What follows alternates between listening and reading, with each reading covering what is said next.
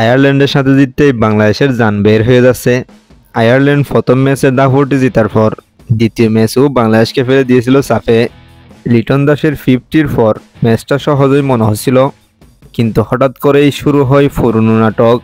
শেষ ওভারে গিয়ে হাড্ডাহাড্ডি লড়াইয়ের পর বাংলাদেশ জিতে 4 উইকেটে। শুরুতে 43 রান করে পারভেজ হোসেন ইমন শুরুটা করে দেন দুর্দান্ত। তারপর লিটন দাসের 37 বলে 57 রানের ইনিংস এবং সাইফ হাসানের 22 রানের ইনিংসে সহজে জিতবে মনে হচ্ছিল, কিন্তু পরপর দুজন আউট হতেই বাংলাদেশ পড়ে চাপের মধ্যে। এরপর দ্রুত বিদায় নেন তাওহিদ হৃদয় এবং নুরুল হাসান। সেই মুহূর্তে নায়ক হিসেবে সামনে আসেন সাইফুদ্দিন। 19তম ওভারে মাঠে নেমে সেই ওভারের শেষ 3 বলে 1 ছক্কায় তুলেন 10 রান।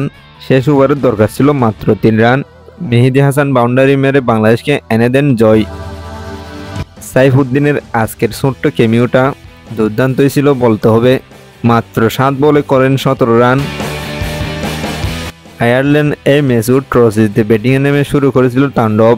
পাওয়ার প্লেতেই তুলে ফেলেছিল 75 রান। দেখে মনে হচ্ছিল 200 রানের উপরে যাবে, কিন্তু বাংলাদেশের বোলাররা ঘুরে দাঁড়িয়েছে। শেষ পর্যন্ত 20 ওভার খেলে 170 রানে থামে আয়ারল্যান্ড।